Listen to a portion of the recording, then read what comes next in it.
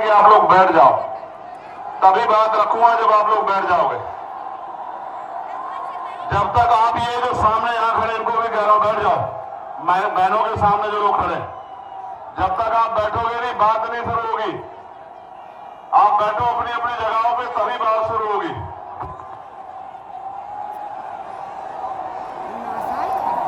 ये जो साथी है वो भी बैठो वहां जो सामने, मां बहनों से थोड़े देर पीछे पीछे होकर बैठो कि उनको परेशानी ना हो।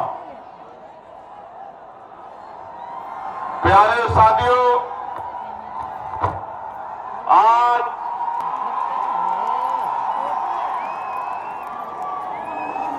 जब अगर जगह नहीं है तो निकल जाओ, लेकिन व्यवस्था मत कराओ, चोट लग जाएगी। मुझे आपकी फिक्र है, किसी एक भाई को भी चोट लगी तो नुकसान होगा। मैंने आपका प्यार देख लिया, लेकिन अब खाली करो उसको। नुकसान हमारा ही होगा इसलिए कह रहे हैं। और पीछे वाले परेशान हो रहे, बैठिए, यहां से इधर आइए थोड़ा सा, अगर आप नहीं संभाल पा रहे हैं तो। अगर जगह नहीं है तो पीछे जाइए, लेकिन अव्यवस्था का हिस्सा मत बनिए। बहुत मेहनत की है लोगों ने रैली सफल कराने के लिए, बहुत मेहनत की एक मेरे भाई ने। जल्दी से खत्म करें। पुलिस के भाइयों से आग्रह, इधर मदद कराइए। खड़े होकर क्या कर रहे हैं आप लोग, देखें।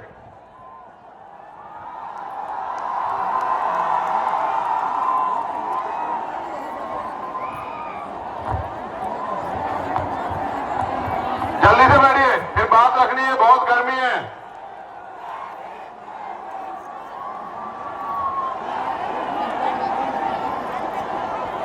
कराइए, व्यवस्था कराइए, मदद होगी आपकी, धन्यवाद होगा। प्यारे साथियों, आज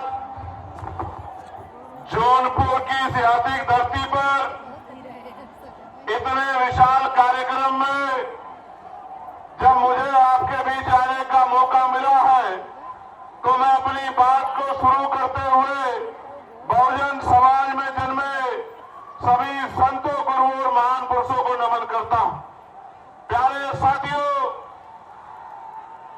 महामानव तथागत बुद्ध से लेके जगत गुरु सतगुरु रविदास जी महाराज, गुरु कबीर जी, गुरु नानक जी महाराज, गुरु वाली, नारायण गुरु, राष्ट्रीय फूले, छत्रपति साहू जी महाराज, डॉक्टर बाबा साहब, मान्यवर साहब श्री काशीराम, महामना रामसु वर्मा, चौधरी महाराज सिंह भारती, जननायक कपूरी ठाकुर, बाबू जगदेव प्रसाद, कुछ तमाम हमारे महापुरुष, जिनमें संत राम बी प्रजापति जी, संतू जी लाड जी, महाराजा बिजली पासी जी, महाउदयदेव पासी जी, महाराजा सुहेलदेव जी, और जौनपुर के गब्बर कहे जाने वाले अमर शहीद बाकेर चमार जी को भी मैं आज नमन करता हूं इस महान धरती से। एक ऐसे नायक जिन्होंने आजादी के कदर में 1857 के समय अपनी टीम के जरिए अंग्रेजों के पैर उखाड़ दिए थे, जिनको गब्बर की उपाधि दी गई, जिनके नाम से अंग्रेज कांपते थे, ऐसे अमर शहीद जिनको भुला दिया गया, बाकेर चमार जी को पुणे याद करता हूं।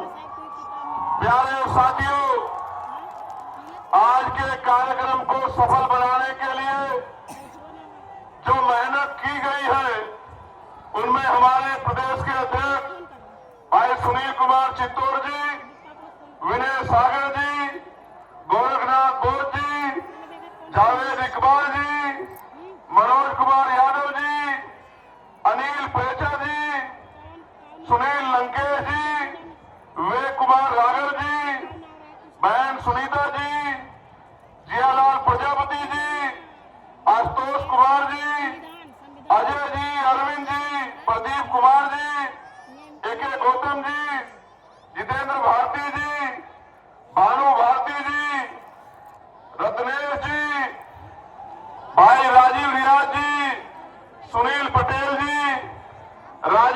गौतम जी, मुकेश जी, पवनेश जी, संदीप सोनकर जी, रविकांत जी, विजय आजाद जी, सत्येंद्र गौतम जी, डॉक्टर सुमन जी, साहब सौरभ जी, भाई अनिल कुमार गौतम जी, डॉक्टर संजय वर्मा जी, मुकेश वाल्मीकि जी, सुशील सागर जी, आकिब जफर जी, तनवीर हसन जी, भोला पटेल जी, तबरेज अहमद जी, भाई सरोज जी, तनवीर अंसारी जी और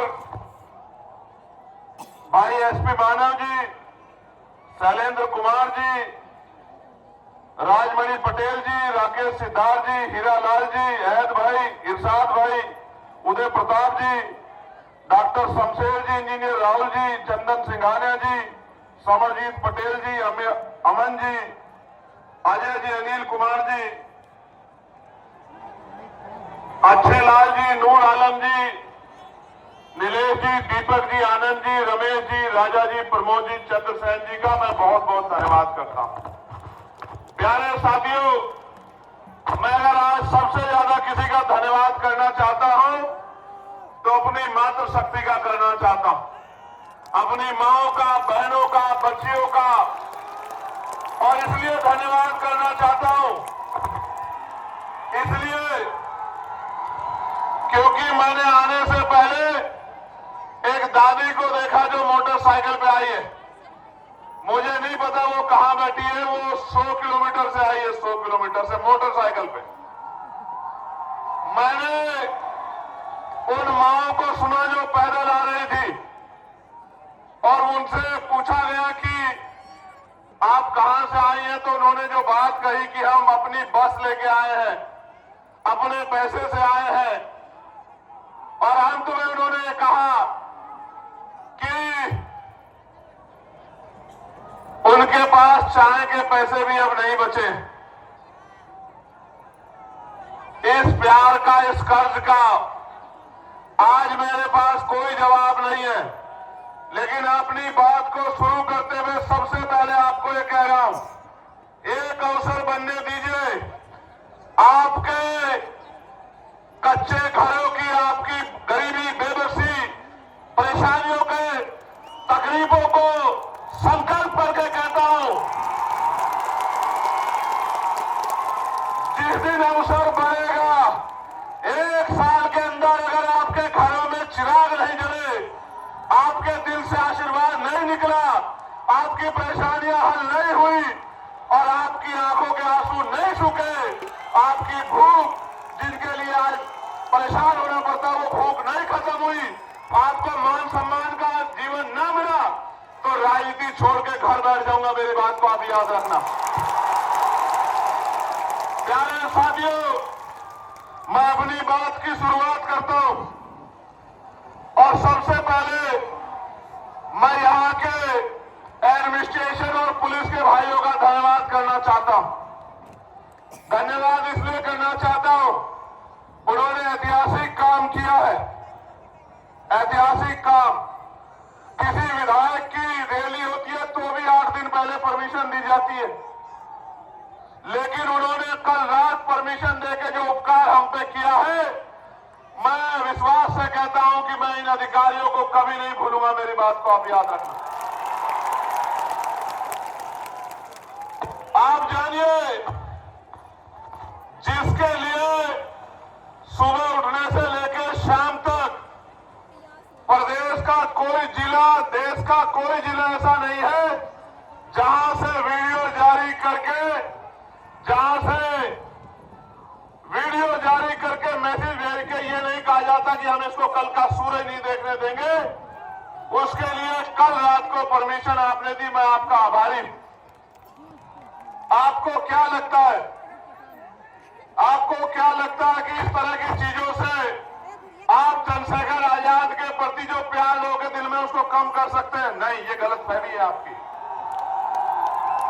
आप अगर आज सुबह भी परमिशन देते और ये टेंट भी नहीं लगता, एक कुर्सी पे खड़े होकर भाषण देके अपने लोगों को कह के जाता कि याद रखना मेरी बात को।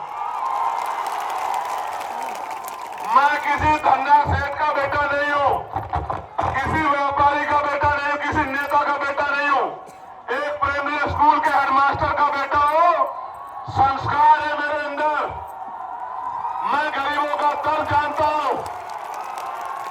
और फिर कह रहा हूं, एक बार पैदा होता है आदमी, एक बार मरता है। ना मैं दोबारा पैदा हो सकता हूं, ना मैं 2 बार मर सकता हूं। एक दिन मुझे भी जाना है, लेकिन अगर जब तक जीवन है मैं इनके हक अधिकारों के लिए लड़ता रहूंगा। इस बात को शासन, प्रशासन और सरकार भी याद रखे, मेरी बात को याद रखना। आप मेरी बात को सुनो, मेरा बस चले तो एक शब्द ना कहो और ऐसे ही चला जाऊं, लेकिन जब आया हूं तो अपनी बात कहना चाहता हूं, क्योंकि गर्मी इतनी है। मेरे ऊपर तो टेंट लगा है, लेकिन मेरी माए बहने, मेरे भाई, मेरे बच्चे, मेरे छोटे नौजवान साथी, बड़े बुजुर्ग गर्मी में हैं, पसीना आ रहा है। मैं तो जानता हूं लोग पैसे पे नहीं जाते, खाने पे, मिठाई पे, शराब पे नहीं जाते, और आप अपने इस बेटे को इज्जत, प्यार, आशीर्वाद देने के लिए इस गर्मी में बैठे हो। नहीं है मेरे पास आज आपको देने के लिए बहुत कुछ नहीं है, लेकिन इस मंच से कह रहा हूं, मेरे खून का कतरा कतरा भी अगर आपके लिए बह जाएगा तो उफ नहीं कहूंगा। मेरी बात को आप याद रखना। प्यारे साथियों, मैं कुछ समय इस गर्मी का आपका लूंगा, क्योंकि बहुत महत्वपूर्ण बात आपसे करनी है, और आपने भी अपना काम छोड़ा है। एक एक पैसा इकट्ठा करके आपने इस रैली को सफल बनाने का प्रयास किया है। प्यारे साथियों, मैं अपनी बात को शुरू करते हुए सबसे पहले भदोही के लाल धीरज कुमार गुप्त जी को आदरांजलि अर्पित करता हूं। भदोही का जो लाल धीरज कुमार जी थे, जिन्होंने 2023 में अग्निवीर ज्वाइन किया और 18 फरवरी को जम्मू कश्मीर में वो शहीद हो गए। ये शहीद जिस परिवार से होता है, उस परिवार को तकलीफ का एहसास होता है, लेकिन आप ये समझिए, उस शहीद भाई को आज याद करना इसलिए जरूरी है क्योंकि पहले आर्मी की नौकरी पक्की होती थी। केंद्र की सरकार ने अग्निवीर के जरिए 4 साल की नौकरी करके जिस तरह से सेना का मनोबल गिराने का काम किया और नौजवानों में जो राष्ट्रभक्ति की भावना थी उसको कमजोर किया, देश इस निकम्मी सरकार को कभी माफ नहीं करेगा। मेरी बात को आप याद रखना। भाई धीरज जी के पिताजी श्याम सुंदर गुप्त जी, जो उनसे पहले ही इस दुनिया से चले गए, उस परिवार में जो चिराग बुझे हैं, इसलिए उस परिवार को मैं आदरांजलि भेंट करता हूं।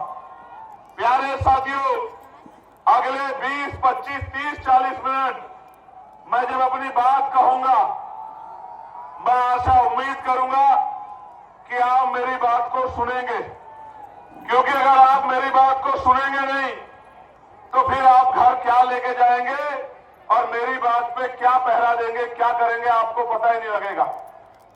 चंद उत्साही नौजवान, मैं उनसे आग्रह करूंगा कि वो शांति से खड़े रहें और शोर मचाने की बजाय मेरी बात पे गौर करें। मैं मानता हूं कि मैं बहुत दिनों में इधर आता हूं तो आपका प्यार बहुत ज्यादा है मुझसे, लेकिन खाली प्यार से काम नहीं चलेगा। खाली प्यार से काम नहीं चलेगा। अगर मान सम्मान चाहिए तो उठ के खड़े होना पड़ेगा, उठ के खड़े होना पड़ेगा। मेरी बात को याद रखना। आपके महापुरुषों के नाम मैंने लिए, उन महापुरुषों का संघर्ष याद करो, उनका बलिदान याद करो, उनका शौर्य याद करो। आप उनके अनुयायी हो, आप चंद्रगुप्त मौर्य जी के अनुयायी हो, सम्राट चंद्रगुप्त मौर्य के। आप सम्राट अशोक के अनुयायी हो, आप भीमा कोरेगांव के उन वीर योद्धाओं के अनुयायी हो, उनके वंशज हो। आप अपनी ताकत को भूल बैठे हो, और जिस दिन आप उठकर खड़े हो गए और आपने फैसला ले लिया, मैं लिख के देता हूं कि सामंतवाद की जड़ें उस दिन जो है कमजोर हो जाएंगी, सामंतवाद का झंडा उस दिन धरती में गड़ जाएगा। मेरी बात को आप याद रखें। प्यारे साथियों, आज मैं यहां बहुत बातें कहने आया था, लेकिन आज मैं यहां चुनावी भाषण पे बात नहीं करूंगा। आज मैं यहां अपने दिल की बात चाहूंगा, और वो ये है कि मैं उन नौजवानों की बात कहने के लिए आया हूं जो डिग्रियां लेके सड़कों पे घूम रहे हैं, लेकिन रोजगार नाम की चीज उनके पास नहीं। आज मैं उन माओ की, उन बड़े बुजुर्गों की, मेरे अभिभावकों की बात करूंगा जिन्होंने अपना खून, अपना पसीना, अपना पेट काट काट के अपने बच्चों की पढ़ाई में लगा दिया, और वो बच्चे नौकरी के अभाव में बेबस घूम रहे हैं। वो माँ बाप ये देख रहे हैं कि कब उनके बच्चों को रोजगार मिले। आज मैं उन किसानों की बात करूंगा जो किसान इस जोन में कभी बाढ़ से प्रभावित होते हैं, कभी सूखे से प्रभावित होते हैं, कभी खनन माफियाओं की चोट से प्रभावित होते हैं, कभी सरकार के जुल्म से प्रभावित होते हैं, कभी खाद समय पे नहीं मिलता, कभी डीएपी समय पे नहीं मिलता, कभी यूरिया समय पे नहीं मिलता, कभी उनकी फसल बर्बाद हो जाती है, उनको मुआवजा भी नहीं मिलता। आज मैं उन किसानों की बात यहाँ करने आया। आज मैं अपनी उन बहन बेटियों की बात करने आया हूँ जिनके लिए सरकार कहती है कि हम उनको साइकिल देंगे, हम उनको स्कूटी देंगे, लेकिन ये निकम्मी सरकार हमारी बहन बेटियों की इज्जत की रक्षा भी नहीं कर पा रही है। उनका दर्द कहने के लिए आज मैं यहाँ आया। प्यारे साथियों, हमारी वर्दी में कोई खोट नहीं है। ये जो पुलिस के मेरे भाई हैं, मैं इनको सलूट करता हूं, लेकिन आप नहीं जानते ये मजबूर है, क्योंकि पुलिस सरकार के अंडर में होती है। जो सरकार चाहती है वो पुलिस के भाइयों को मजबूरी में करना पड़ता है। अगर अनुशासन में काम करेंगे तो कार्रवाई होगी, ना चाहते हुए भी कई बार मजबूरी में ऐसे कदम उठाते हैं। इसका एक उदाहरण मैंने आपको बता दिया कि रात लेट नाइट परमिशन दे रहे हैं, अगले दिन कार्यक्रम में टेंट कैसे लगेगा, कार्यक्रम कैसे होगा। इससे एहसास होता है कि पुलिस कितनी मजबूर है। मैं आपको विश्वास दिलाता हूं और पुलिस के भाइयों से शुरुआत करूंगा। एक अवसर बनने दो आजाद समाज पार्टी काशीराम को 8 घंटे की ड्यूटी आपकी करके दिखाएंगे। मेरी बात को आप याद रखें। सप्ताह में 1 दिन छुट्टी दिला के रहेंगे, आपको याद रखना। प्यारे साथियों, वेतन विषमता दूर कराएंगे आपका जो बैकलॉग है भर के, आपको जो 24 घंटे ड्यूटी का प्रेशर बना हुआ ये खत्म करेंगे, और आपको बॉर्डर स्कीम खत्म करके अपने जिले के बराबर के जिले में जाने की आजादी देंगे। मेरी बात को आप याद रखना। आपसे शुरुआत करेंगे। प्यारे साथियों, अभी शिक्षा मित्रों को मैं बधाई देता हूं, लेकिन बधाई अधूरी है, क्योंकि मैं तो शिक्षा मित्रों का वेतन 25,000 से पार चाहता था, लेकिन हमारे अथक प्रयास के बाद सरकार ने लगभग 18,000 रुपए की घोषणा की है। प्यारे साथियों, अभी तो शिक्षा मित्रों की बात आगे बढ़ी है, अभी तो लड़ाई पीआरडी के जवानों की बाकी है, होमगार्ड भाइयों बहनों की बाकी है, भोजन माताओं की बाकी है, आशा आंगनबाड़ी बहनों की बाकी है, पंचायत सहायकों की बाकी है, रोजगार सेवकों की बाकी है। जब तक इनके मानदेय वेतन में वृद्धि